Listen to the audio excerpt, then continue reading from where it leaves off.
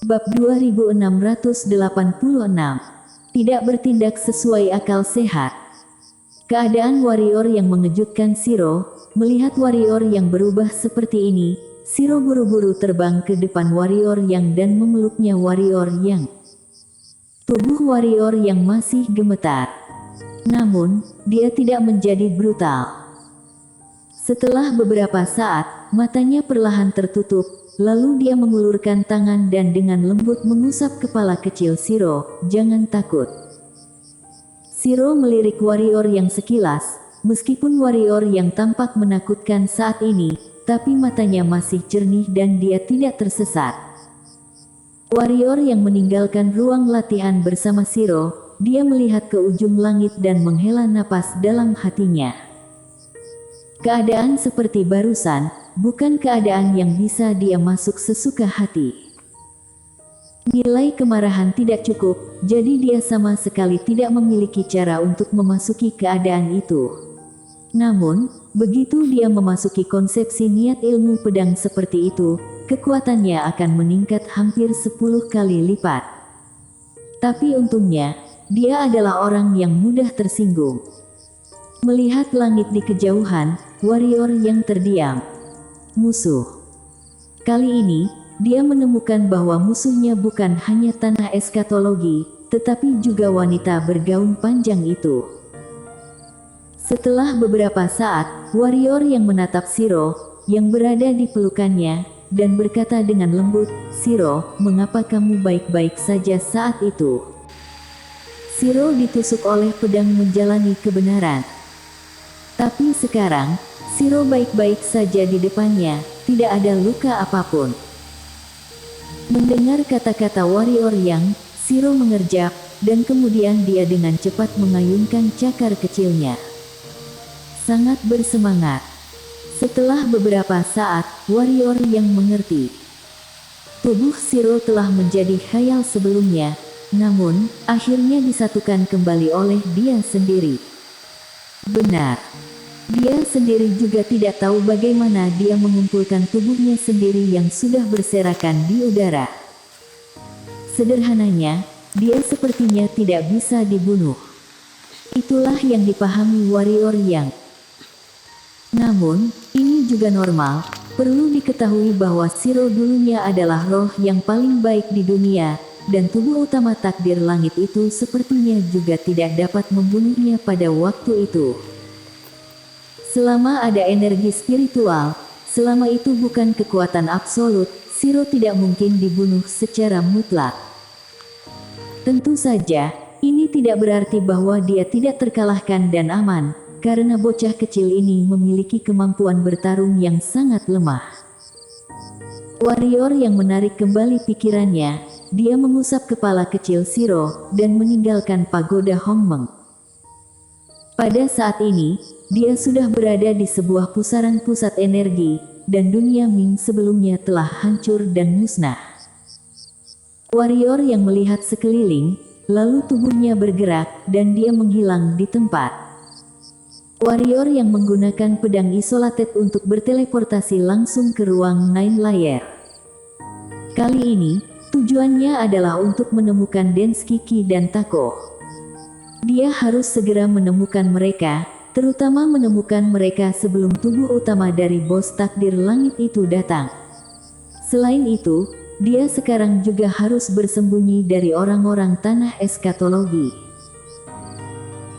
Dan jika ingin pergi ke alam semesta 4 dimensi, dia mesti melalui ruang Nine Layer ini, karena penghalang alam semesta di antara alam semesta 3 dimensi dan alam semesta 4 dimensi itu, dia tidak bisa menggunakan pedang isolated untuk melewatinya secara paksa, dan juga tidak berani. Bagaimana jika dia dikirim ke suatu tempat yang buruk? Di ruang Nine Layer, warrior yang melihat sekeliling. Dunia ini sangat kosong, dan tidak ada napas kehidupan sama sekali. Warrior yang melihat sekeliling, lalu melihat ke atas. Pada saat dia baru saja hendak bergerak, tiba-tiba, dia berbalik untuk melihat, dan di tempat tidak jauh, seorang wanita sedang perlahan-lahan berjalan mendekatinya. Tidak, itu bukan wanita. Warrior yang tertegun, orang di depannya adalah Immortal Yin yang pergi ke tanah eskatologi bersamanya waktu itu. Immortal Yin yang juga menunjukkan ekspresi terkejut saat melihat warrior yang jelas, dia juga tidak menyangka akan bertemu warrior yang di sini.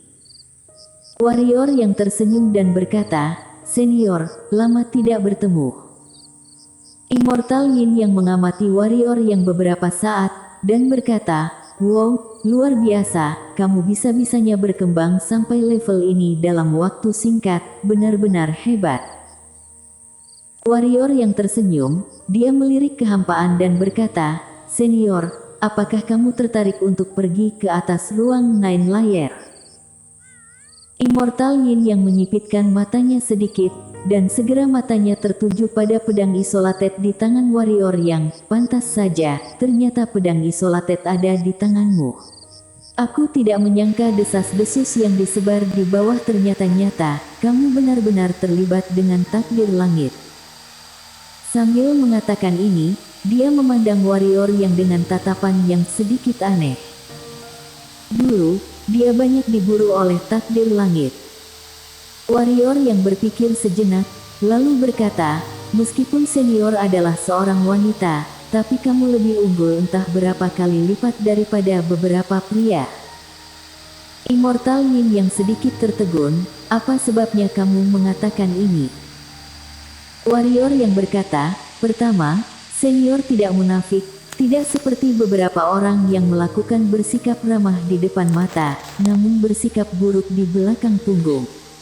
Kedua, senior tahu bahwa aku menjalin hubungan dengan takdir langit, tetapi kamu tidak bertindak untuk menyerangku."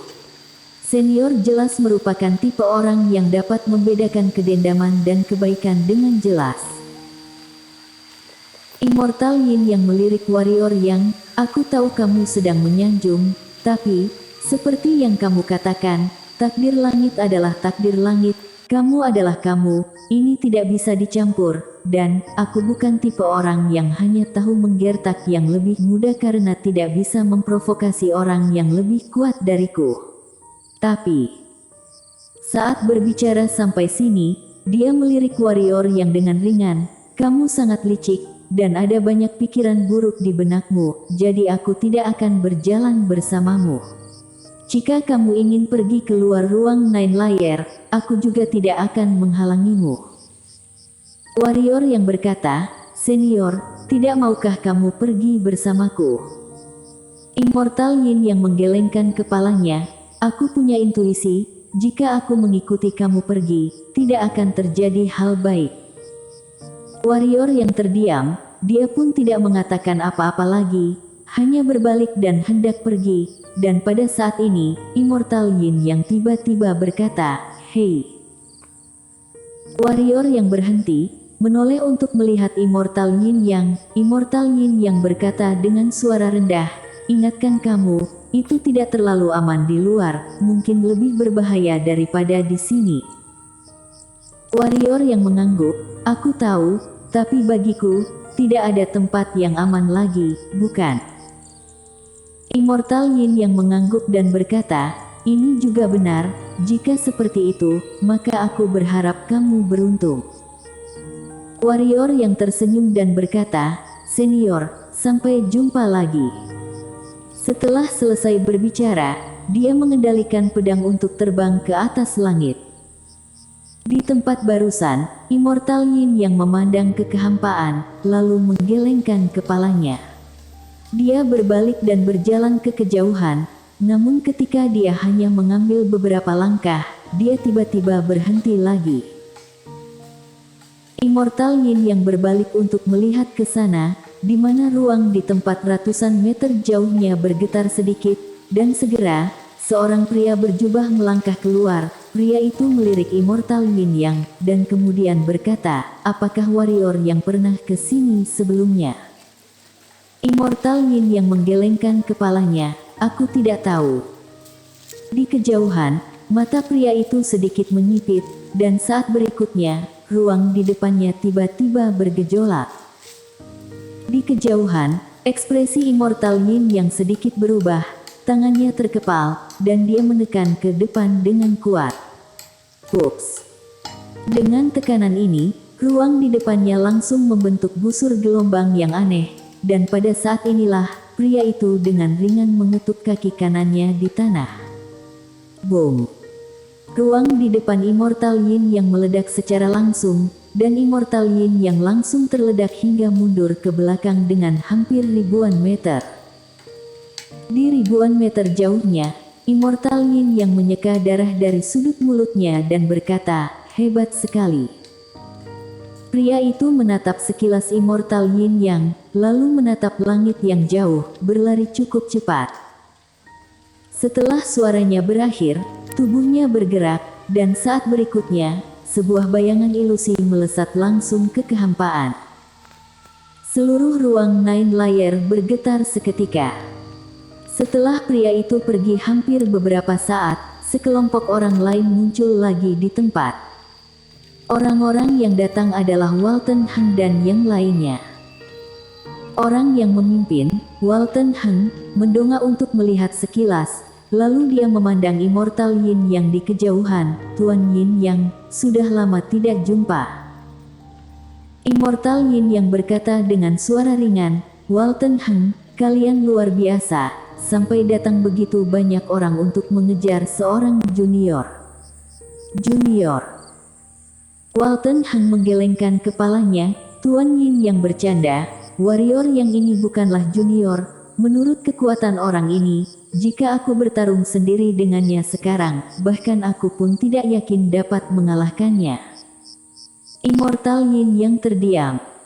Warrior yang barusan sebenarnya sudah membuatnya merasa berbahaya.